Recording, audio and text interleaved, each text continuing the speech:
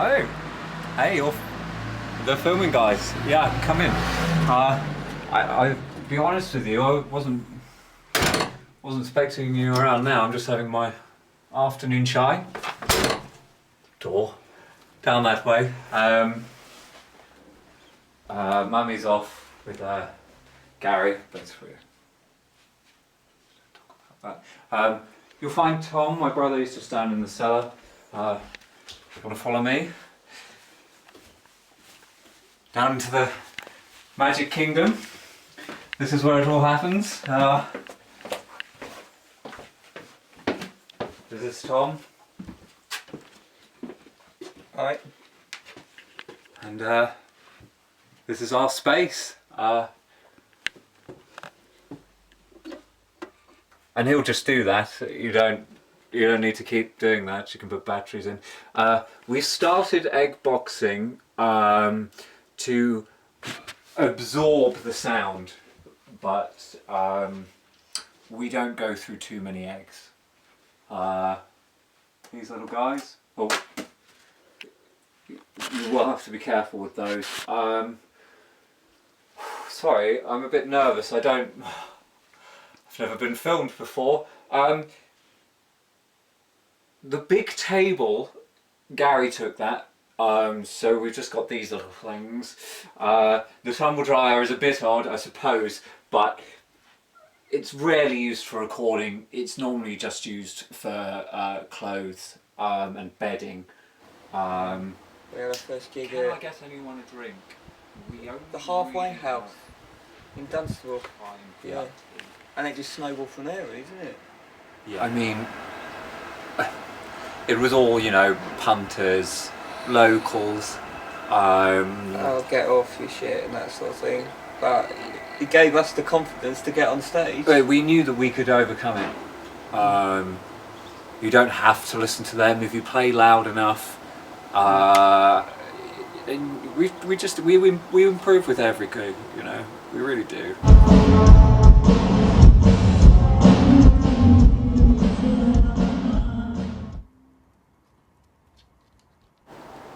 It really started when we got a webcam, didn't it? Yeah, oh. That first webcam that we got, I mean, that changed everything. XL500 Sony Ericsson, I think it was. I mean, the quality was substandard. But we made the best of it, and we did a lot of covers, put them on YouTube, and yeah. Staring at the blank page before you, open up the dirty window, let the sun illuminate the words that you cannot find, reaching for something in the distance, so close you can almost taste it. I thought I saw a man brought to life. Well, he was pure, he came around, and he was dignified. He showed me what it was to cry. We can dance if we want to, we can leave your friends behind, 'cause your friends don't dance, and if they don't dance, well then no friends of mine. That's when we found a fan base, I think, first off. Well, they took to it. Well, the response was, I mean, it was overwhelming. Yeah. Overwhelming. Yeah, we were signed to an indie label shortly after that, you know. Granny Buttons, they picked us up straight away, really. Yeah, I think we've always thought of ourselves as independent, so it made sense to go with an independent label, I think. Yeah. And they gave us the creative freedom to do whatever we wanted. Yeah. Whatever we wanted. Absolutely. And we did. Yeah, we did.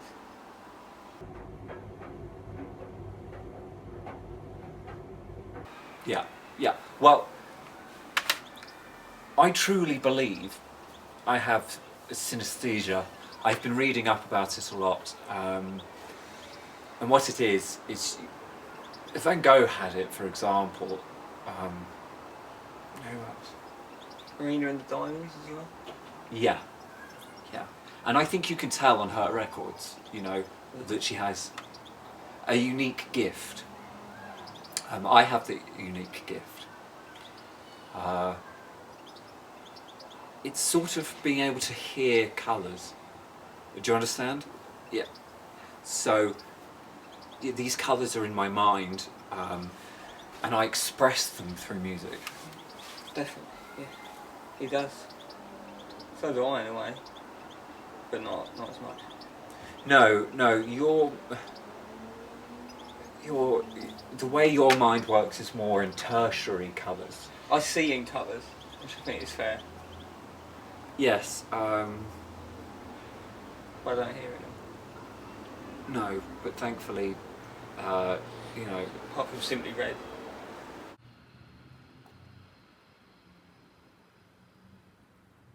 But we grew up on a lot of music like Simply Red, you know. That's where it started, really, wasn't it? Yeah, Daddy would always play us his record collection, you know. It's such an eclectic mix, really. A Beautiful South, The Cause. Talk. Yeah. You know, it was so important to grow up with music like The Cause. It really it made us understand how to make music as a family. Yeah. And Yeah, that's true. integral. Yeah. You know, when you work with a sibling, there can be a lot of conflict. But you watch The Cause and you see them perform live and you think, They're a family. that's family. And that's what we want. Well, I've always been interested in Japan to an extent, but then, you know, I met my girlfriend on chat roulette, Natsuki, and really that sort of started building on these ideas of Japan, you know, quite naturally speaking to someone from Japan. That will happen. Natsuki, you know, she is my entire inspiration, you know, she's my life, really. The language barrier is there. I'm not going to pretend that it's not, but we overcome it, really.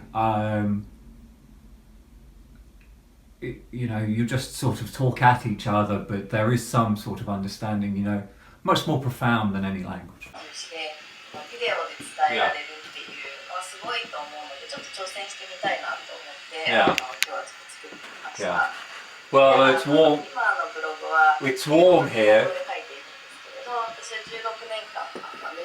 I'm wearing a vest because it's warm, and shorts.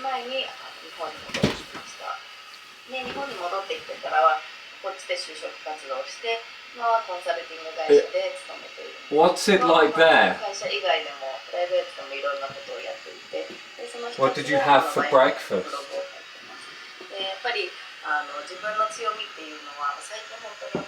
I had Weetabix with blueberries. It started really when Jack went on his gap year. He went travelling, and that's when he got really into Japan and Japanese culture. He didn't go to Japan though. He went interrailing for 2 weeks. But that's when he met Natsuki when he was in Brussels in an internet cafe. It's a Japanese house cafe.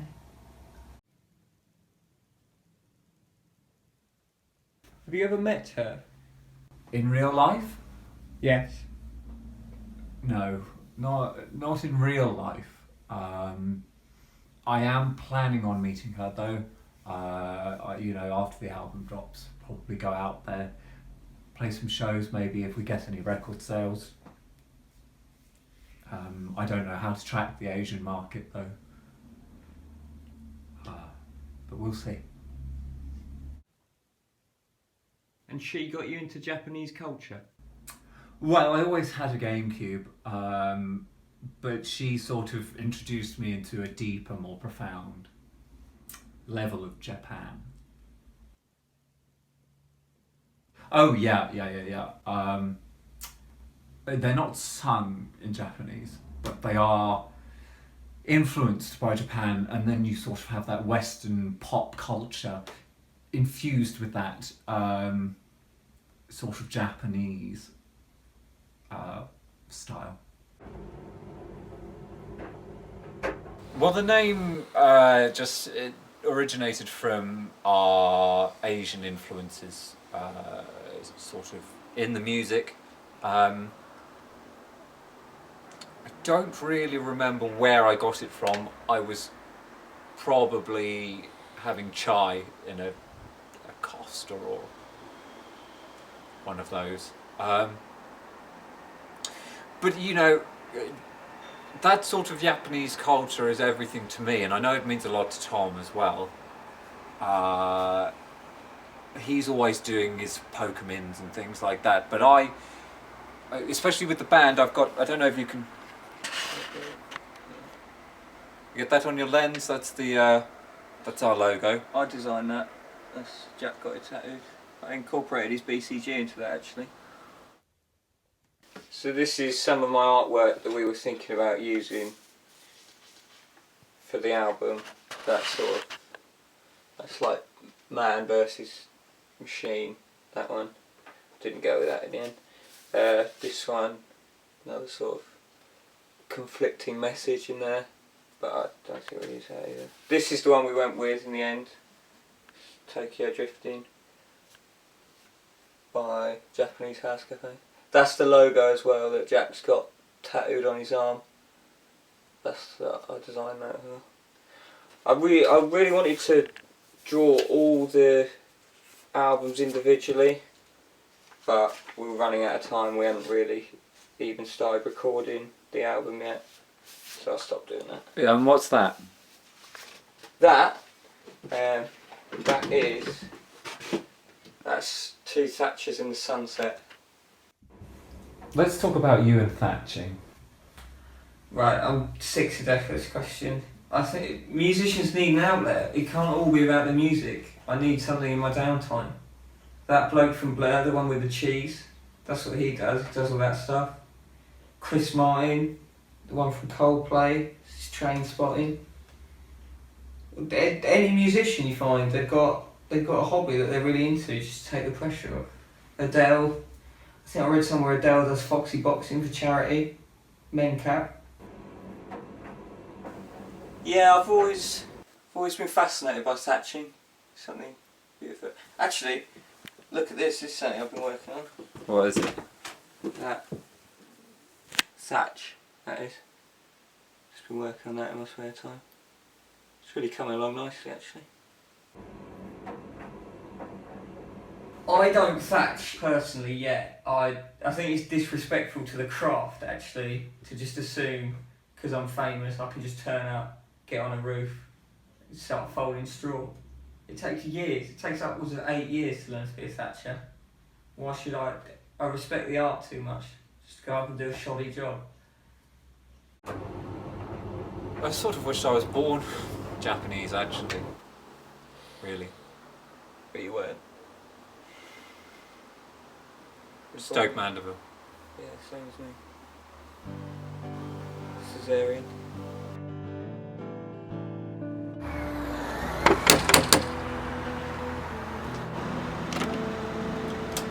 Oh, hiya. He's just listening to one of the demos downstairs. I'll take you through.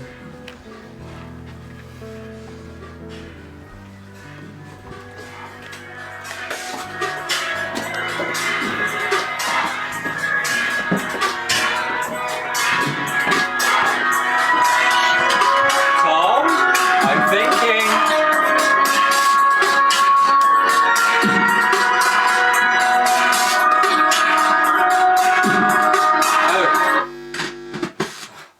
Sorry, just a mix, probably find its way onto the record. Ballad of Bowser, we're thinking probably. How is the album coming along? Well, I'm not too comfortable with that phrase, coming along, you know. My creative process isn't linear, so I don't really think in those terms, per se. If you could describe it in linear terms, though, how far along are you? Well, about 3/4. Yeah. How are you getting the idea of Japan across sonically? What does sonically mean? In terms of sounds? We try and get our influence of the everyday mundane. We try and mix that with our idea of what mystical Japan would be like. I think that comes across in the music.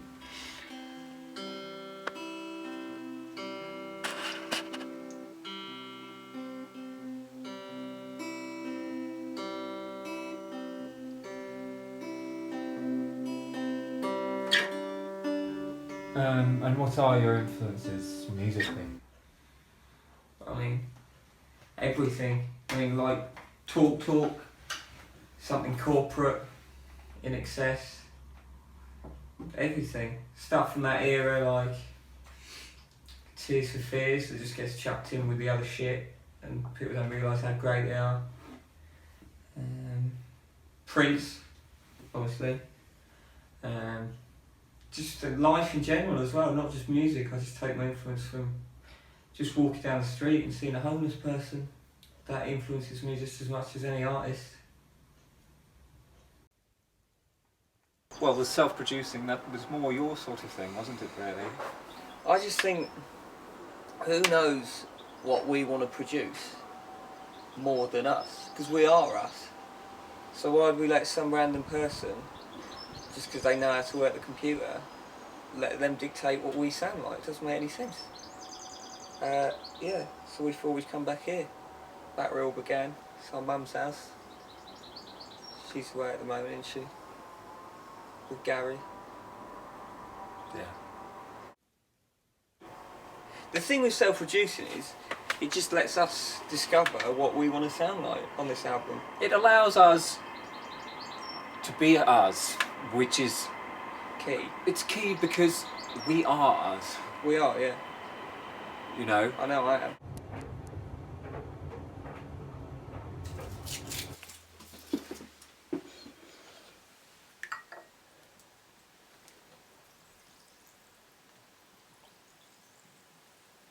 That's not going to work. With a traditional recording space, you can't really... There's not the same space to move and to form and shape and mould and create something like we're creating. You know, we need... Don't get me wrong, the studio's minimalist, but that's what we wanted, didn't we? Absolutely. Gives us space. Those big mixing desks and the lights and the microphones, and it's all very showbiz and all in your face and modern. And We want to take it back to the music. That's why we came here, to get away from the city, all the smog, the noise, the drugs, the parties, women, and just find our sound. just all we wanted was the sound of the birds on the rooftops, London Midland trains rolling by. Milton Keynes is where we based it all in. Well, there's not one particular sound on the record. There's loads. Yeah. So, I suppose an overriding theme would be, you know, we've tried to capture the sound of the dream of a dying eagle. Now, what I mean by that is, imagine an eagle in the sky, soaring. Now imagine it dies mid-flight, and it's plummeting to the earth, but it's thinking about life and death. And what that would sound like, you know, that comes across on the record, I think. Definitely. Definitely.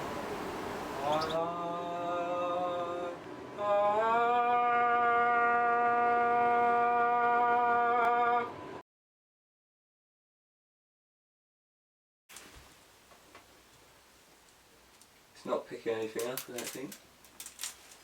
Let me fan it out a bit more.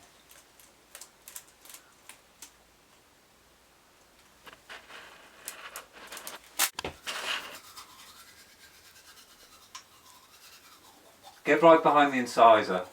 The other.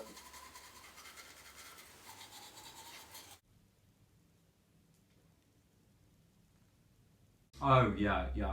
I mean, there's fan favourites. You know, we've got Coogee Beach Daydream, I Want to Be Your Kashiro Boy. You know, but then we've also got some new ones.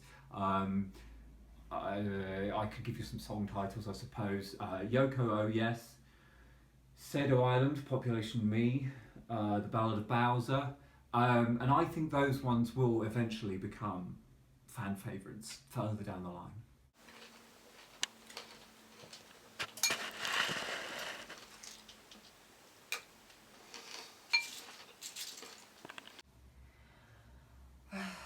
Doing anything creative, I mean, it's a complex beast. If it was easy, everyone would do it. Like any old man record music. I mean, it's so diverse, the recording process when you're self-producing. I mean, you've got to write, record it, edit it, mix it. That's just Jack. I mean, it is difficult. It's taking its toll.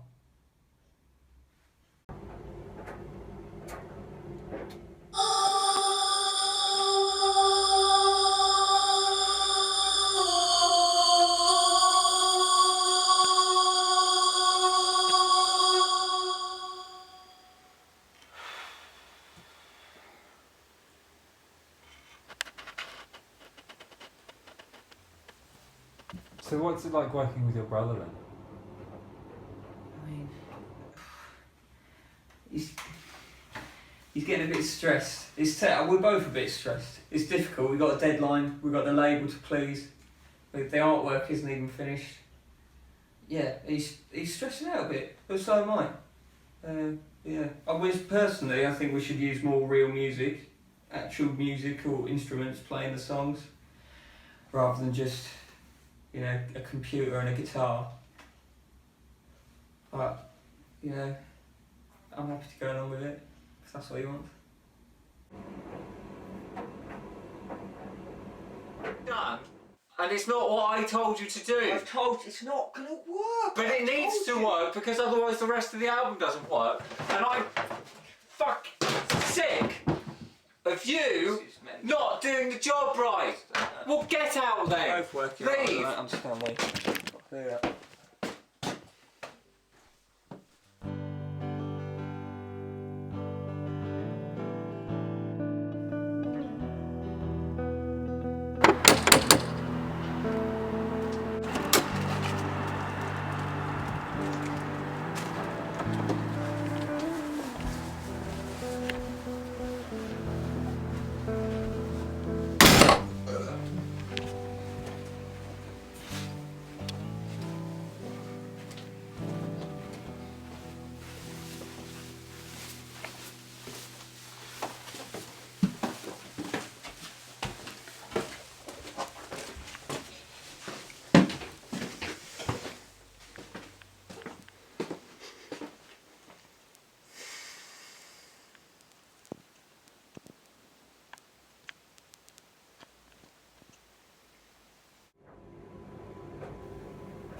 Where's your brother?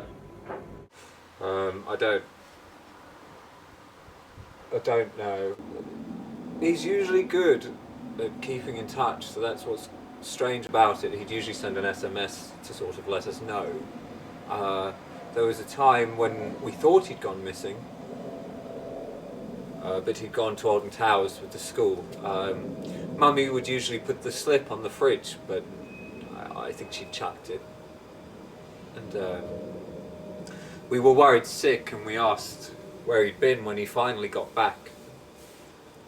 And he just said, "I've just been on Oblivion." What's going to happen to the album? Well, there's still a schedule, you know. There's still songs to write, there's still recording to finish, so just have to finish it alone, I suppose, but you know. So many great composers work alone, you know. Jamie Cullum. No, I'm fine, just a bit ropey this morning. Bit of a heavy going for one last night.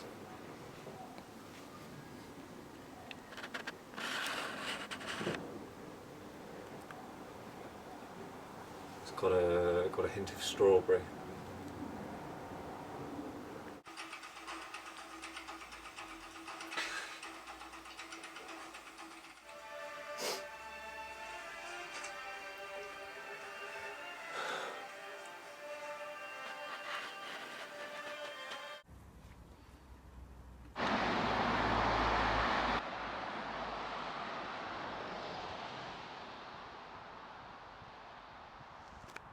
Yeah, I had enough of him last night, I think.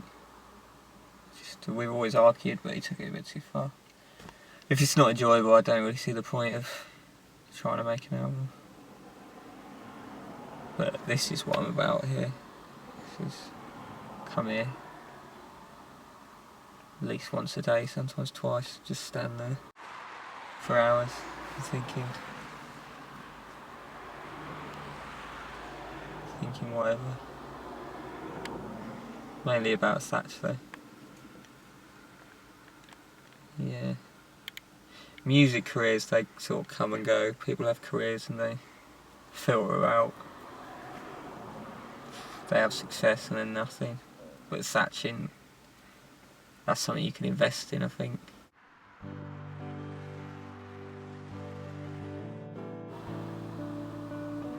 Yeah. One day I'll go and speak to him, I think.